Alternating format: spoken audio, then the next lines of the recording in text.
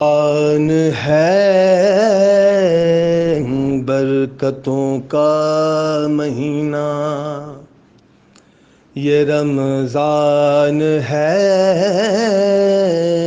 بخششوں کا مہینہ، یہ رمضان ہے رحمتوں کا مہینہ، اسی ماہ قرآن و انجیل اتری، اسی میں زبور اور توریت آئی، یہ رمضان ہے مصحفوں کا مہینہ، یہ رمضان ہے برکتوں کا مہینہ۔ خدا نے ہمیں توفیق عنایت کی اور ماہ مبارک رمضان جتنے بھی شب ہائے دیگر میں باقی رہا انشاءاللہ سورہ مبارک منافقون کی ذیل میں ہم انشاءاللہ اپنی گفتگو کا سلسلہ جاری رکھیں گے، اور اصل ہدف جو ہے وہ شناخت منافقین یا شناخت نفاق کہ نفاق ہوتا کیا ہے، منافق کون ہوتا ہے، اور منافقین نے طول تاریخ میں دین مبین اسلام کو جو نقصانات پہنچائے ہیں ان کے حوالے سے گفتگو انشاءاللہ آپ کی خدمت میں عرض کروں گا۔ میری خواہش یہ ہے کہ جتنے بھی ہمارے عزیزان اس میں شرکت کر رہے ہیں اگر وہ ایک کاغذ اور قلم ساتھ رکھیں، تاکہ کچھ مطالب ایسے ہیں کہ جو انشاءاللہ میں بیان کروں تو اس کو اگر نوٹ کرتے رہیں تو کچھ چیزیں سمجھنے میں بھی اور یادداشت کے عنوان سے بھی خدا نے چاہا تو مفید ثابت ہو۔ سب سے پہلا جو مرحلہ ہے وہ یہ ہے کہ اس بات کو اپنے ذہن اچھی طرح سے رکھ لیجئے کہ قرآن کا جو موضوع اصلی یا موضوع محوری ہے وہ خود انسان ہے، یعنی ہر کتاب کا کوئی نہ کوئی موضوع ہوا کرتا ہے۔ قرآن کریم کا اگر مرکزی اور محوری موضوع ہم قرآن کریم سے دریافت کرنا چاہیں تو جس طرح سے علماء ارشاد فرمائے کہ قرآن کا جو موضوع ہے وہ خود انسان۔ اب انسان کو موضوع بنانے کے بعد انسان سے ریلیٹڈ تمام ابعاد میں قرآن کریم نے گفتگو کی ہوئی ہے، اشارے موجود ہیں، اور مثلا یوں سمجھ لیجئے کہ اگر اس کائنات میں خلقت کے اعتبار سے ایک اہم ہدف پروردگار کا خلقت انسانی ہے اور اشرف ترین مخلوق انسان ہے، تو اس انسان کی ہی کامیابی اور اسی کے لیے لاہ عمل کو طے کرنے کے لیے جو مینول پروردگار کی طرف سے بھیجا گیا ہے وہ قرآن ہے۔ لہذا اگر انسان کی اپنی حیثیت کائنات میں جو ہے وہ مرکزی اور محوری ہے تو اس کے لیے جو کتاب لاہ عمل کے طور پر آئے گی، اس کے لیے جو کتاب مینول کی صورت میں آئے گی، وہ بھی اسی طرح سے مرکزی اور محوری حیثیت رکھتی ہے۔ اب مرکزی حیثیت رکھنے کے اعتبار سے لازمت ہے اگر انسان کی ضروریات میں تمام دیگر علوم ہیں، مثلا انسان میٹر سے ریلیٹڈ چیزوں کا علم جاننا چاہتا ہے جو اس کے مادی رشد کے لیے ضروری ہے، تو قرآن اس سے بھی ڈیل کرتا ہے، لہذا اس کے بھی طرف اشارے قرآن کے اندر موجود ہیں۔ اگر انسان کی ترقی اور رشد کے لیے ہیومن سائنسز امپورٹنٹ ہیں اور ان کی اپنی اہمیت ہے تو Quran also deal with the human sciences, اور اگر اس کی روحانی، معنوی اور عبادی ضروریات کی بحث آتی ہے تب بھی قرآن is still there to guide human۔ اور سب سے زیادہ اہم اور امپورٹنٹ موضوع جو قرآن کا ہے وہ جس کو قرآن نے ڈیل کیا ہے وہ خود انسان کی اپنی شناخت ہے۔ اب انسان کی اپنی شناخت کے اعتبار سے لازمت ہے مشہور و معروف حدیث پیغمبر اکرم صلی اللہ علیہ وآلہ وسلم کہ من عرف نفسہ فقد عرف ربہ، جس کسی نے اپنے آپ کو پہچان لیا، فقد یعنی با تحقیق حتمن عرف ربہ، اس نے اپنے پروردگار کو پہچان لیا۔ خوب پس پروردگار کی پہچان کا جو وسیلہ عرفان نفس کے ذریعے سے آگے بڑھتا ہے، اس عرفان نفس کے لیے بھی جو کتاب درکار ہے وہ قرآن کریم ہے. لہذا قرآن کریم کا ایک اہم شعبہ یا ایک اہم سبجیکٹ اسی کے اندر، یا جسے کہنا چاہیے کہ ایک موضوع فرعی جو ہے وہ خود انسان شناسی. لہذا قرآن کریم نے انسان شناسی کے عنوان سے ایک مفصل بحث کی ہے جو کہ فعلاً ہمارا موضوع نہیں. انسان شناسی کی بحث کا پھر ایک اور ضمنی موضوع وہ ہے دشمن شناسی. یعنی اب آپ کسی بھی دنیا کے سبجیکٹ کو اٹھا کر دیکھ لیں. آپ میڈیکل پڑھتے ہیں تو جہاں میڈیکل میں آپ انسان کے جسم کی ساختار، اس کے اسٹرکچرل ڈیزائن پڑھتے ہیں، اس کی اناٹومی پڑھتے ہیں، فزیولوجی پڑھتے ہیں، وہیں پر آپ ایک سبجیکٹ پڑھتے ہیں پیتھولوجی کے نام سے. پیتھولوجی کیا ہے؟ پیتھولوجی یہ کہ اگر یہ جسم کسی اٹیک کے ذریعے سے بیمار اور کا شکار ہوگا، یعنی کوئی چیز اس جسم کو نقصان پہنچانے کی کوشش کرتی ہے، تو اس چیز کا مقابلہ کیسے کرنا ہے، یعنی بیماریوں کا مقابلہ کیسے کرنا ہے. اب یہ ایک موضوع ہے بایولوجی میں، میڈیکل میں، جہاں ہم انسان کے بدن کے حوالے سے گفتگو کرتے ہیں، وہیں پر اس بدن کے دشمن کے حوالے سے بھی گفتگو کرتے ہیں اور یہ جاننے کی کوشش کرتے ہیں کہ بھائی اس بدن کیا چیز ہے جو نقصان پہنچا سکتی ہے. جب ہمیں ان دشمنوں کا پتہ لگ جاتا ہے تو دوسرا مرحلہ کیا ہے؟ ان کا علاج، کہ اس پر بحث کی جائے کہ بھائی اب اس کا علاج کیسے کیا جائے گا. بے عین ہی اسی طرح سے اسلام جب انسان شناسی کی گفتگو کرتا ہے اور انسان کو بتاتا ہے کہ بھئی انسان تم ہو کیا، تمہاری کریشن کیا ہے، تمہاری فزیکل کریشن کیا ہے، تمہارے اندر جو معنوی طور پر روحی اعتبار سے اللہ تعالیٰ نے تمہیں یعنی نان مٹیریل کریشن تمہاری اس کی کیفیات کیا ہے، یہ سب کچھ جب بتا دیتا ہے تو ساتھ ساتھ چونکہ کامل کتاب ہے، کمپلیٹ کوڈ آف لائف ہے، سو دیر از اے ویری امپورٹنٹ ٹاپک جو ہے وہ یہ ہے کہ بھئی انسان تمہارا دشمن کون ہے. You must know your enemy to save yourself from your enemy.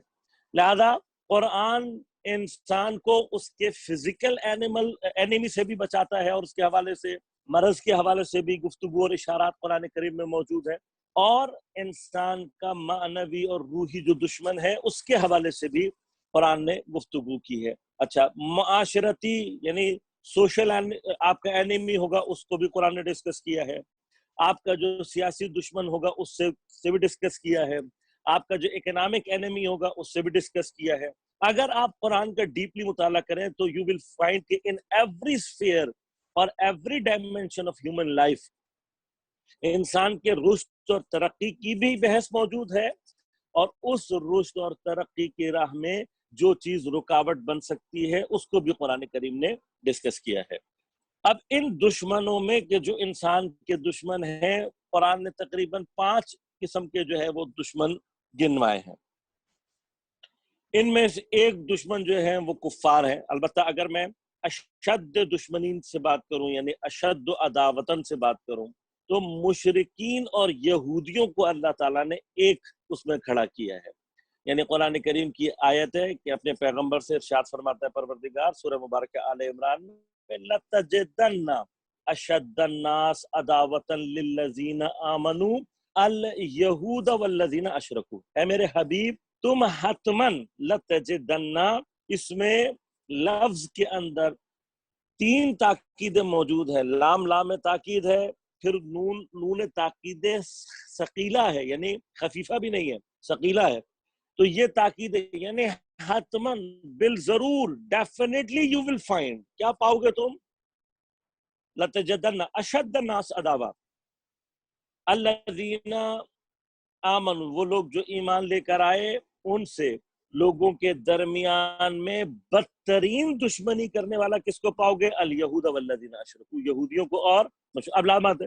جب قرآن نے لفظی اعتبار سے یہود کو مقدم کیا ہے تو ہمیں یہ بات سمجھ میں آ جاتی ہے کہ یہود جو ہیں وہ مومنین کے ترین دشمن، اور والذین اشرکو اس کو مقدم مؤخر کیا ہے، بعد میں ذکر کیا ہے، تو سیکنڈ نمبر پر آتے ہیں مشرکین اور کفار. بس جو ٹاپ پائرورٹی دشمن، سب سے زیادہ خوفناک دشمن اللہ تعالیٰ نے قرآن میں کسی کو بیان کیا ہے دیٹ از یہود، اور اس کے بعد والذین اشرکو، مشرکین اور کفار.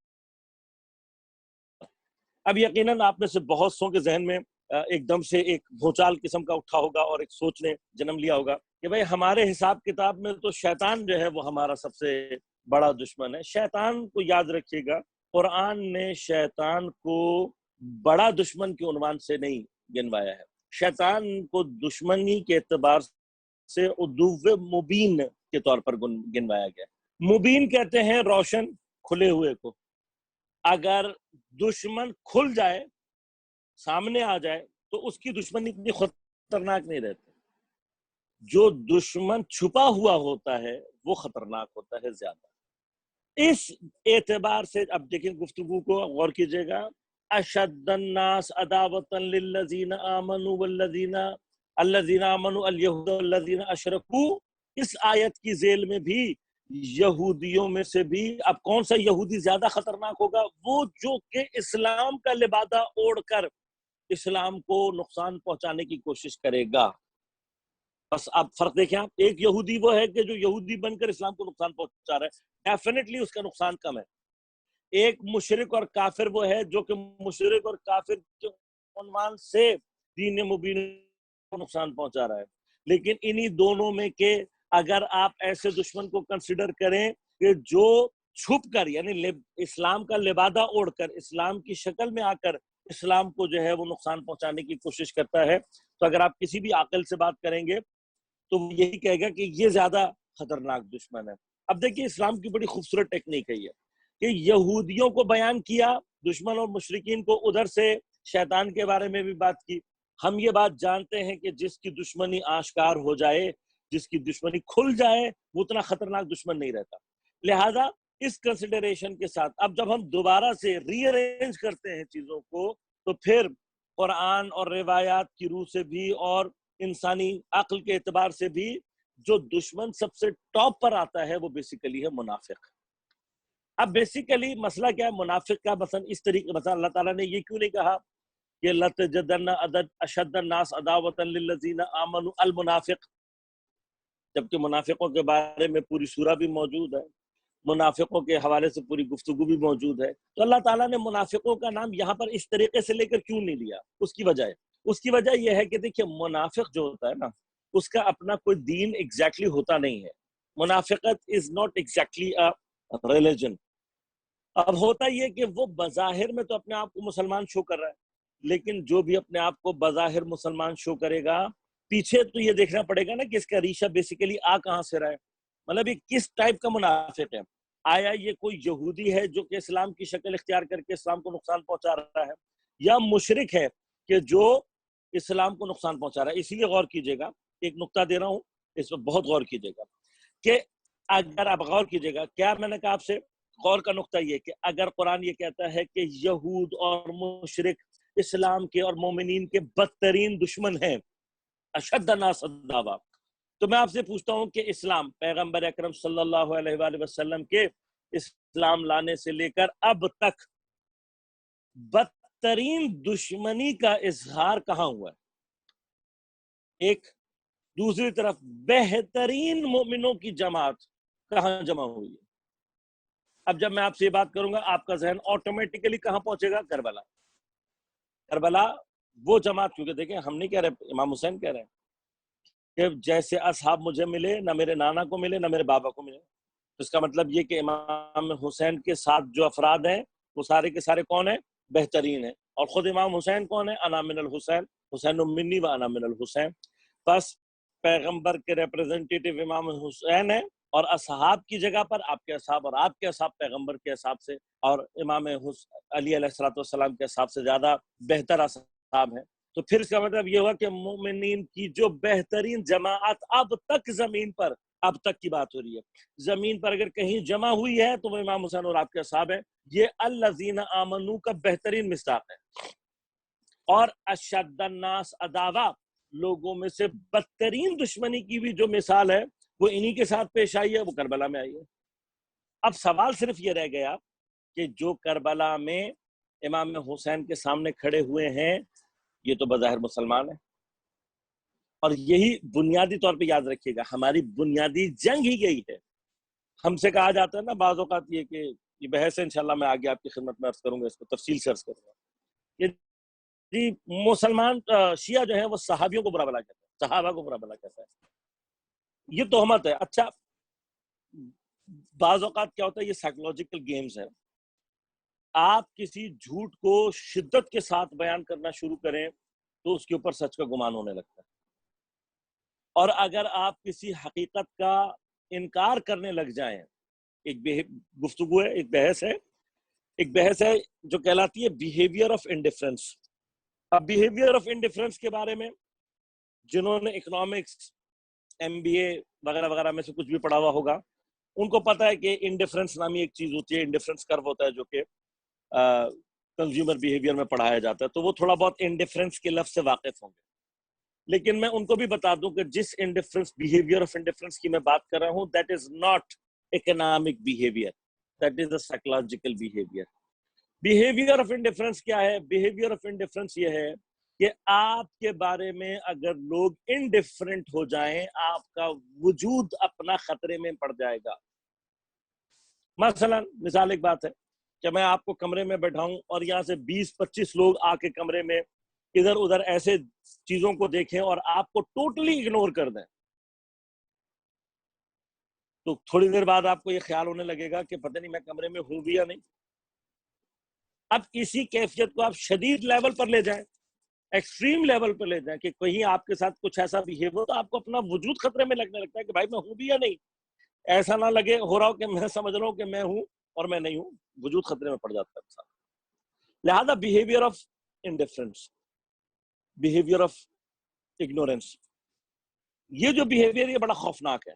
اس میں البتہ ہم تھوڑے سے قصوروار ہیں، کیا ہم نے بعض صحابہ کا جو حق بنتا تھا اس اعتبار سے ہم نے ان کو کبھی اتنی اہمیت نہیں دی، یہ ہماری غلطیوں میں سے ہے، اور میں سمجھتا ہوں کہ ہمیں اب اگر سمجھ میں آتی ہے بات تو ہمیں اس کو چینج کرنا چاہیے، اور ہمیں بے شدت ایسے افراد کا ذکر اپنے درمیان کرنا چاہیے مانند جناب ابو ذر، جناب عمار یاسر، جناب سلیمان، جناب مالک اشتر، جناب عبداللہ ابن مسعود رضوان اللہ علیہم اجمعین۔ ہماری جان، مال، عزت، آبرو، ہر چیز قربان ہو ان صحابہ، اور جب ان کا ذکر صحیح معنی میں کیا جائے گا، اب دیکھیں ہماری غلط تھی، یہ یاد رکھیے گا کہ اہل بیت علیہم الصلوۃ والسلام کا جو درجہ ہے وہ اس سے بہت افضل ہے کہ عرب کے بعض جہلا اور بعض بدوؤں سے ان کا مقابلہ کرایا جائے۔ توہین ہے ائمہ کی، توہین ہے یہ باقاعدہ۔ مقابلہ کرانا آج جائیے یہ اصحاب ہے، یہ بھی دیکھیں، آپ پیغمبر کا کسی سے مقابلہ کراتے نہیں کراتے، کیوں؟ آپ کہتے ہیں بھی پیغمبر اوپر ہے۔ یاد رکھیے گا کہ جو ہمارا نظریہ پیغمبر کے بارے میں ہے وہی نظریہ ہمارا امامت کے بارے میں ہے۔ امامت، ہم جس امیر المومنین کی بات کر رہے ہیں، ہم جس کو امام اپنا کہتے ہیں کہ آج حضرت کی شہادت کا دن بھی تھا، وہ امام جس کو ہم امام کہہ رہے ہیں منصوص من اللہ ہے، بالکل اسی طرح سے جس طرح سے پیغمبر ہے۔ جیسے اللہ نے نبی بھیجا ہے اسی طرح سے امام کو بھی اللہ تعالیٰ نے مقرر کیا، اسی طرح سے اللہ کو کیوں؟ لیکن بھیجنے کا، پیغمبر دیکھیے، پیغمبر کے لیے نزول کا لفظ استعمال ہوا، پیغمبر کے لیے لفظ رسالت لفظ استعمال ہوا کہ ہم نے بھیجا، لیکن ائمہ کے لیے نہیں استعمال کیا جاتا، کیوں؟ اس لیے کہ یہ یاد رکھیے گا کہ نبوت میں امپورٹنٹ ترین مسئلہ جو تھا وہ تھا وحی رسالی کا۔ کوئی بھی نبی جب تک وحی رسالی کا ادعا نہیں کرتا نبی نہیں ہے، لیکن اب وحی رسالی کا چونکہ اختتام ہو گیا ہے، اگر اللہ امام کے لیے بھی لفظ ارسال استعمال کرے گا تو نبوت اور امامت کا فرق کبھی بھی ظاہر نہیں ہو سکتا۔ اس فرق کو باقی رکھنے کے لیے اللہ تعالیٰ نے امامت کے لیے لفظ جعل استعمال کیا، گرچہ جعل کا لفظ اللہ تعالیٰ نے بعض مقامات پر انبیاء کے لیے بھی استعمال کیا ہے، لیکن زیادہ تر جو اللہ تعالیٰ نے امامت کے موضوع میں استعمال کیا ہے لفظ وہ جعلنا، لہذا خلیفہ کے لیے بھی جعل کا لفظ استعمال کیا، امامت کے لیے بھی جعل کا استعمال کیا، کیوں؟ تاکہ یہ عہدے نبوت کے عہدے سے جدا رہیں۔ تو ہو سکتا ہے کہ کوئی نبی تو ہو لیکن خلیفہ نہ ہو، کوئی نبی تو ہو لیکن امام نہ ہو. لہذا حضرت ابراہیم کو جس وقت اللہ تعالیٰ امام بنا رہا ہے تو کیا کہہ رہا ہے؟ انی جاعلک للناس اماما، میں تمہیں لوگوں کا امام مقرر کر رہا ہوں. حضرت آدم نبی ہیں لیکن جس وقت خلافت کی بات ہو رہی تھی، چونکہ نبوت کے ساتھ اللہ اس کو مکس نہیں کرنا چاہتا، فرمایا انی جاعل فی الارض خلیفہ. اسی طرح فرمایا وجعلنا منہم ائمۃ یہدون بامرنا لما كانوا بآیاتنا یوقنون، اور ہم ہیں جو کہ انہی کے درمیان میں سے ائمہ کو مقرر کرتے ہیں جو کیا کرتے ہیں؟ یہدون بامرنا، ہمارے امر سے ہدایت کرتے ہیں. بس ائمہ کے لیے لفظ جعل اس لیے استعمال کیا گیا ہے تاکہ نبوت سے امامت کی کیفیت آپس میں مکس اپ نہ ہو جائے. یہ واضح رہے کہ امامت ایک الگ درجہ ہے، نبوت ایک الگ درجہ ہے. گرچہ حضرت ابراہیم جیسے افراد بھی مل جاتے ہیں کہ جو نبی بھی ہیں امام بھی ہیں. خود پیغمبر اکرم صلی اللہ علیہ وآلہ وسلم نبی بھی ہیں اور امام بھی ہیں، لیکن آپ کا چونکہ ختم المرسلین کا درجہ تمام درجات مخلوقین میں سب سے زیادہ افضل ہے، لہذا اسی سے آپ کو یاد کیا گیا اور امام کے عنوان سے آپ کو یاد نہیں کیا جاتا. لیکن اب چونکہ ختم رسالت کا معنی کیا ہوا؟ ختم رسالت کا معنی یہ ہوا کہ یہ جو نبوت ہے، یہ جو اللہ تعالیٰ نبی بھیجنے کا سلسلہ اس نے شروع کیا تھا، ختم نبوت کا مطلب ختم ہو گیا. لیکن ختم نبوت کا مطلب ختم ہدایت تو نہیں ہے. لکل قوم ہاد، ہر قوم کے لیے ہاد ہے. ہماری قوم کا ہاد کون ہے؟ اور خود پیغمبر فرما رہے ہیں کہ من مات ولم یعرف امام زمانے ہی مات میتۃ الجاہلیہ. یہ تمام کی تمام باتیں یہ بتاتی ہیں کہ ہر زمانے کا امام ہونا چاہیے. بس جس طرح سے نبی منصوص من اللہ ہے، اللہ کی جانب سے امام بھی ہے. بس امامت کا مقائسہ، امام کا مقابلہ ان افراد سے کہ جو غیر معصوم ہیں ان سے کرنا، وہ یہ امامت کی توہین ہے. ہاں آئے ابو ذر سے مقابلہ کرتے ہیں اور لا کر کھڑا کر دیں. اب حضرت ابو ذر ہیں، چیلنج کریں، ڈسکس کریں، لوگوں سے پوچھیں تو بھائی ابو ذر کیوں ربضہ گیا؟ سوال کریں کیوں ربضہ گیا؟ کیوں خلافت سوم میں اس کو جس کے لیے پیغمبر نے کہا کہ زمین کے اوپر آسمان نے کسی کے اوپر سایہ نہیں کیا جو ابو ذر سے زیادہ سچا ہو. متفق علیہ صحیح السند تمام مکاتب میں حضرت ابو ذر کے بارے میں یہ روایت موجود ہے. چیلنج کر رہا ہوں، پورے عالم اسلام میں ایک بندہ بھی ایسا نہیں ہے کہ جو جناب ابو ذر کے حوالے سے بات کر سکے. تو اب اگر جناب ابو ذر رضوان اللہ تعالی علیہ کہیں کسی خلافت کے مقام کے سامنے کھڑے ہوئے ہوں تو پھر ذرا سا سوچنے کا مقام ہے نا کہ یا پیغمبر سچے ہیں یا نظام خلافت صحیح ہے. اب فیصلہ کریں آپ. اسی طرح سے پیغمبر کی صحیح السند حدیث، پیغمبر کی صحیح متفق علیہ تمام علماء اہل سنت نے نقل بھی کیا، سند بھی، معروف بھی. یعنی اتنی معروف تھی یہ چیز مسلمانوں میں کہ سب جانتے تھے. کون؟ جناب عمار. پیغمبر نے فرمایا عمار، کیا کہا ان کو دیکھ کے، کہ عمار تجھے گروہ باغی قتل کرے گا. اب ڈسکس کرو نا آ کے. جب جنگ صفین کا ذکر آتا ہے تو عمار کو ڈسکس کرو اور کہو، بات کرو لوگوں سے. کہو بھائی اب عمار کو، آج تو سب کو پتا ہے نا کہ عمار کو کس نے قتل کیا؟ جس کو پیغمبر نے 40 سال پہلے بتا دیا کہ گروہ باغی ہے. اب مجھے بتاؤ میں پیغمبر کی بات مانوں یا ان جھوٹی حدیثیں گڑنے والے کے جو زبردستی امیر شام پر صحابیت کا ٹیگ لگانا چاہتے ہیں ان کی بات مانوں؟ پیغمبر کہہ رہے ہیں یہ باغی ہے، یہ کہہ رہے ہیں صحابی ہے. کس کی بات مانوں؟ پیغمبر کی ہے ان کی؟ تو میں تو پیغمبر کی بات مانتا ہوں بھائی. تو جس کو پیغمبر نے باغی کہہ دیا تمہیں کس نے حق دیا کہ تم اس کو صحابی کہو؟ بس اس کا مطلب کیا ہوا کہ ابھی تک منافقت کا وہ ریشہ باقی ہے کہ جو صحابیوں کے لباس میں بنیادی طور پر منافقوں کو بچانا چاہتا ہے. اور اس بحث کا مقصد بھی سارا یہ ہے، اور انشاءاللہ اسی بحث کو ہم آگے بڑھائیں گے اسی ضمن میں کہ اب ہمارے لیے ضروری ہے. دیکھیے میں بات کو پلٹا رہا ہوں پھر پیچھے کی طرف، کہ کربلا میں جو افراد اس وقت کھڑے ہوئے آپ کو نظر آ رہے ہیں، اگر آپ ان کو مسلمان کہیں گے تو آیت اپنے معنی پیدا نہیں کرتی. لہذا علماء نے، آیت اللہ مصباح یزدی نے بھی اس بحث کو پیش کیا ہے، آیت اللہ میلانی نے بھی اس بحث کو پیش، اور بھی دیگر علماء کو کہتے ہیں کہ کربلا میں ذرا نقاب الٹ کر دیکھو، تمہیں کسی کا ریشہ یہود کے شاخ میں جا کر نظر آئے گا ملتا ہوا کسی کا مشرک کا. یہ جتنے بھی کربلا میں امام حسین کے سامنے کھڑے ہوئے ہیں انہوں نے اپنے شجرے واضح کر دیے ہیں، یا یہ یہودیت کی اولاد ہے در واقع یا مشرکین کی. ان کو مسلمان کہنا اسلام کا سب سے بڑا مذاق ہے، سب سے بڑا مذاق.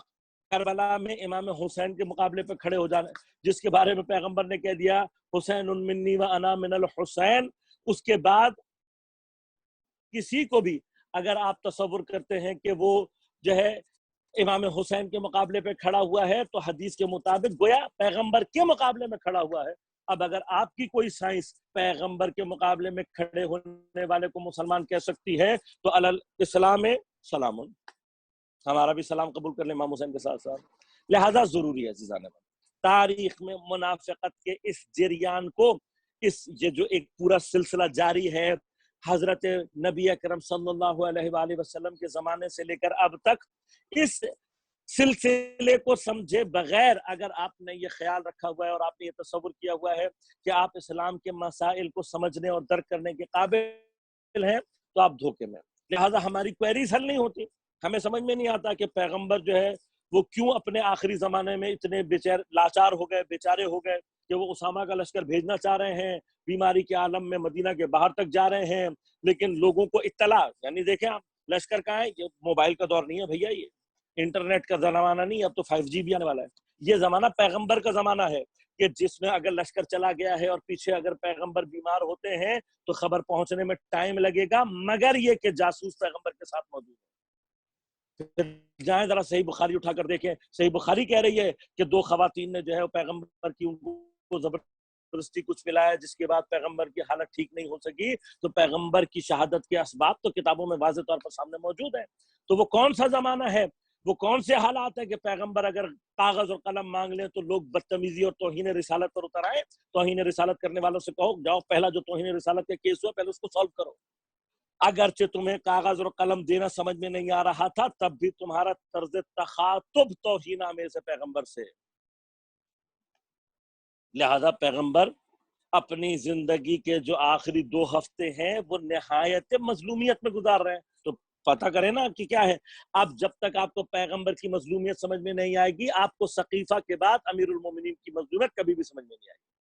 اور ادھر ایک پورا سلسلہ چل رہا ہے، سارے صحابہ بہت اچھے ہیں، سارے صحابہ بہت اچھے ہیں، اور ان سارے میں سے 90% وہ ہیں جو آخری 2 یا 3 سال میں مسلمان ہوئے ہیں. جائیں ذرا اٹھائیں ڈیموگرافک انالیسس کر کے دیکھیں. انشاءاللہ عرض کروں گا کل آپ کی خدمت میں ڈیموگرافک انالیسس. جب آپ ڈیموگرافک انالیسس کرتے ہو تو کیا پتہ لگتا ہے 90% of the Muslim at the time of the demise and martyrdom of پیغمبر اکرم صلی اللہ علیہ وآلہ وسلم وہ 2 سال کے مسلمان، 3 سال کے مسلمان. مجھے یہ فارمولہ نہیں سمجھ میں آتا کہ میں مسلمان گھرانے میں پیدا ہو کر بچپن سے قرآن، حدیث، نماز، روزہ، زکوٰۃ ہر چیز سے واقف ہونے کے باوجود میں ادعا نہیں کر سکتا کہ میں بہت اچھا مسلمان ہوں. تو یہ کون سا انجیکشن تھا کہ جو ساری زندگی مشرک اور یہودی اور کافر اور بت پرست رہنے والے کو لگ گیا کہ وہ آخر میں بہت اچھا مسلمان بن گیا؟ اس کو چھوڑ دیں. پیغمبر کے زمانے میں مگر زانیوں کو جو ہے رجم نہیں کیا گیا، مگر لوگوں کو قتل نہیں کیا گیا، مگر لوگوں کے ہاتھ نہیں کاٹے گئے، مگر اس زمانے میں جو ہے وہ یہ سارا کو اگر نہیں ہوتا تھا تو تمہاری حدیث کی کتابیں جھوٹی ہیں ساری پہ. اور اگر ہوتا تھا چور کا ہاتھ کاٹا جاتا تھا تو چور رضی اللہ تعالیٰ عنہ کیسے ہوتا ہے یہ آپ ہی جانتے ہیں، ہم نہیں جانتے. زانی رضی اللہ تعالیٰ عنہ کیسے ہوتا ہے یہ آپ جانتے ہیں، ہم نہیں جانتے. تو ہم اپنے دین کے ساتھ مسخرے بازیاں نہیں کرتے، سیدھی سیدھی بات ہے. اللہ تعالیٰ نے اس لیے کہا یہ دین کا مسخرہ کرتے ہیں، ہے نا. قرآن کی پہلی آیت. اب تو بہرحال آپ پہلا سپارہ پڑھے ہوئے آپ کو اتنا زمانہ ہو گیا ہوگا کہ آپ کو یاد ہی نہیں ہوا کہ قرآن میں اس طرح کی کوئی بات ہوئی ہے نا. ہر بات ہم پہلا سپارہ جب پڑھ لیتے ہیں اس کے بعد ہمیں یاد نہیں رہتا کہ پہلے سپارے میں کیا تھا. فرماتے ہیں کہ یہ جو شیاطین ہیں، یہ جو لوگ ہیں، یہ انہی منافقوں کا ذکر ہے. وَإِذَا لَقُوا الَّذِينَ آمَنُوا قَالُوا آمَنَّا وَإِذَا خَلَوْا إِلَىٰ شَيَاطِينِهِمْ قَالُوا إِنَّ مَعَكُمْ وَإِنَّمَا نَحْنُ مُسْتَهْزِئُونَ. یہ منافق جو ہیں یہ آتے جب مومنوں کے پاس کہتے ہیں ہم مومن ہیں، ہم ایمان لائے، لیکن جب اپنے شیاطین کے پاس جاتے ہیں بڑی زبردست اصطلاح ہے، انشاءاللہ میں عرض کروں گا آپ کی خدمت میں تفصیل سے. اپنے شیاطین کے پاس جب جاتے ہیں تو وہاں جا کر کیا کہتے ہیں یہ لوگ؟ کہتے ہیں کیا ہم تمہارے ساتھ ہیں. ان کے ساتھ ہم کیا کر رہے تھے؟ استہزاء. ہم ان کا مذاق اڑا رہے تھے. قرآن نے کہا کہ اللہ یستہزئ بہم، اللہ تعالیٰ ان کا مذاق اڑاتا ہے. وَيَمُدُّهُمْ فِي طُغْيَانِهِمْ يَعْمَهُونَ، اور ان کو کھینچتا ہے ان کے طغیان میں اندھوں کی طرح سے. لہذا یہ دل برداشتہ نہ ہوا کریں، یہ اس طرح کی جتنی بھی باتیں یہ کرتے چلتے ہیں پھرتے ہیں ان کو کرنے دیں. یہ استہزاء ہے، سب سے بڑا یہ استہزاء. یعنی انہی کے اپنے سامنے آپ ان چیزوں کو لا کے رکھ دیں تو ان کو پتہ لگے گا کہ یہ اپنے ساتھ دین کے ساتھ مذاق نہیں کر رہے، اپنے ساتھ مذاق کر رہے ہیں. ہاں زانی رضی اللہ تعالیٰ خدا نہ خاصہ نعوذ باللہ من ذالک، قاتل رضی اللہ تعالیٰ عنہ، چور رضی اللہ تعالیٰ، ہمیں نہیں سمجھ میں آتا یہ. اور اس وقت خاص طور پر آپ دیکھیے بڑا ٹیکنیکل طریقے سے جتنے بھی یہ سارے کے سارے ہیں، اب دیکھیے کتنی منافقت ان کی کھلی ہوئی ہے. یہ جتنے بھی سپاہ صحابہ، پتہ نہیں داعش اور پتہ نہیں کیا تھا القاعدہ اور پتہ نہیں المائدہ اور جتنی بھی انہوں نے بنائی ساری کی ساری، کبھی انہوں نے کسی یہودی کے اوپر حملہ کیا، کبھی انہوں نے فلسطین کی حمایت میں آواز اٹھائی، کبھی انہوں نے کشمیر کی آواز میں حمایت میں آواز اٹھائی، کبھی انہوں نے وہاں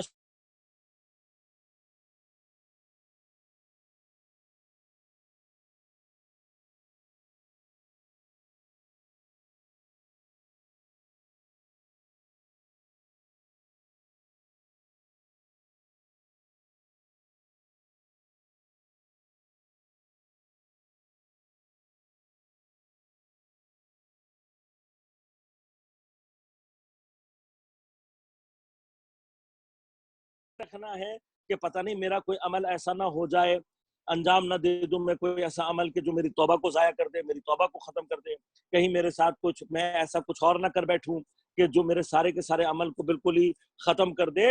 لہٰذا ہمیں خوف اور رجا کے درمیان میں رہنے کی ضرورت ہے. انشاءاللہ آگے ہم کوشش کریں گے کہ آیت بہ آیت بھی چلنے کی کوشش کریں، اور لیکن چونکہ کچھ جریانات ایسے ہیں عزیزان من کہ جن کو ابتدائی طور پر سمجھنا تاریخی اعتبار سے ضروری ہے. میں کوشش کروں گا کل انشاءاللہ ہم گفتگو کریں گے لفظ نفاق کے اوپر، اور لازمت لفظ نفاق سے ہی انفاق ہے، تو چونکہ یہ دونوں ایک دوسرے سے مربوط ہیں لفظاً. ٹاپک شاید نہیں ہے، شاید کہہ رہا ہوں لیکن ہے، کیونکہ یہ یاد رکھیے گا خود انفاق نفاق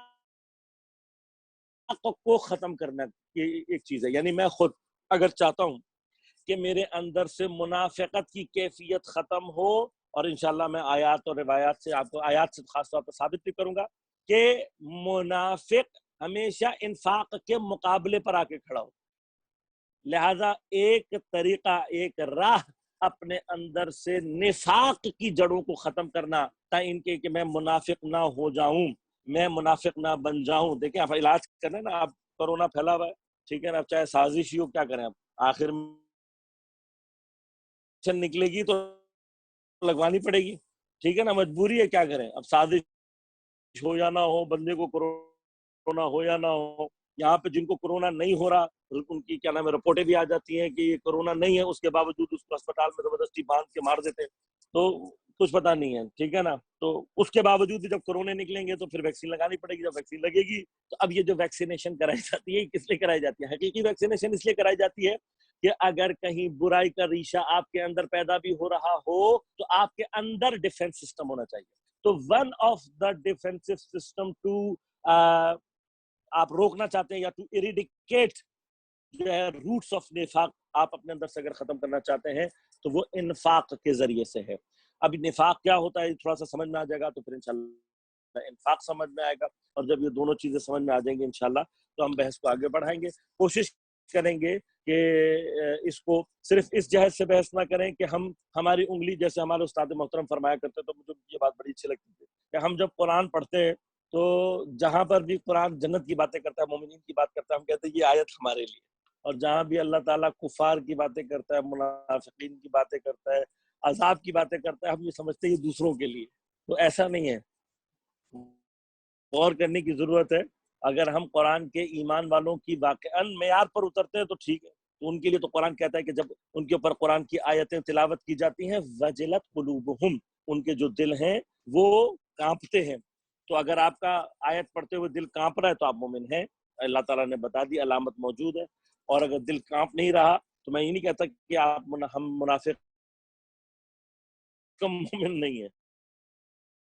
تو ہمیں تھوڑا سا خیال سے قرآن کریم کا مطالعہ کرنا چاہیے.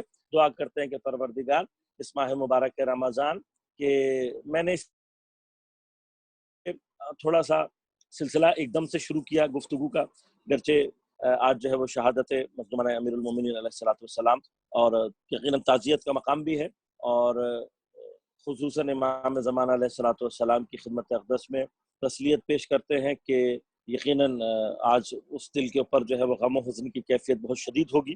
اور ہم ان کے حق میں بھی دعا کرتے ہیں کہ پروردگار ہمارے کچھ اعمال ایسے ہو سکیں کہ اس قلب ناظرین کا جو غم ہے اس کے اندر کچھ کمی ایجاد ہو سکے، اور بحق مظلومیت امیر المومنین پروردگار کے حضور میں دعا کرتے ہیں کہ اللہ تعالی حضرت کے ظہور میں تعجیل فرمائے، اور آن ہے